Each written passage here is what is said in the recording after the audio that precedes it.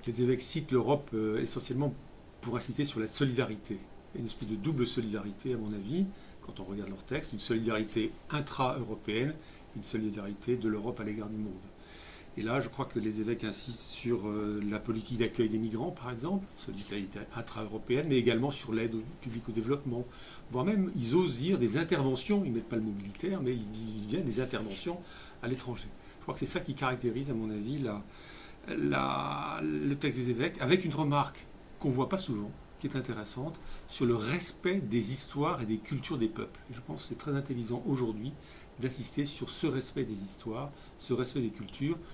L'Union européenne, c'est 28, peut-être 27 demain, pays qui ont chacun leur trajectoire, qui ne sont pas les mêmes, et c'est intéressant de les respecter.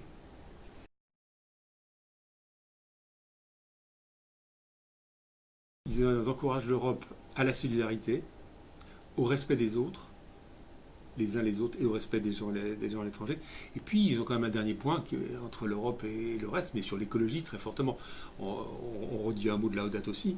Moi, je crois que les évêques réaffirment, et ils ont tout à fait raison, avec insistance, la nécessité d'une culture écologique à développer, la responsabilité que nous avons, nous, aujourd'hui, à l'égard de nos successeurs, si j'ose dire, et le fait que ce n'est pas simplement un problème français, c'est un phénomène à gérer au plan européen.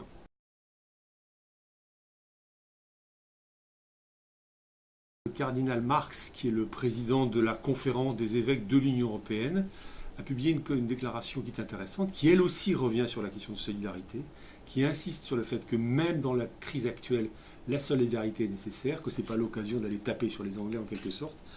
Il dit que le Brexit est douloureux, qu'il va avoir des conséquences pour les 27, mais qu'il faut, je dirais, il dit raisonner long terme dans les négociations. Je crois que c'est extrêmement important. Et puis il dit aussi c'est l'occasion de faire un point sur l'Union européenne, l'occasion de développer la participation des citoyens, et puis responsabilité de l'Europe à l'égard du monde, dit le cardinal Marx, à l'égard des pays pauvres à nouveau. Et puis il termine en disant que le nationalisme ne doit pas être une espèce de mécanisme d'exclusion. Il y a un rapport entre nationalisme et exclusion qui, je crois, est intéressant à mentionner aujourd'hui.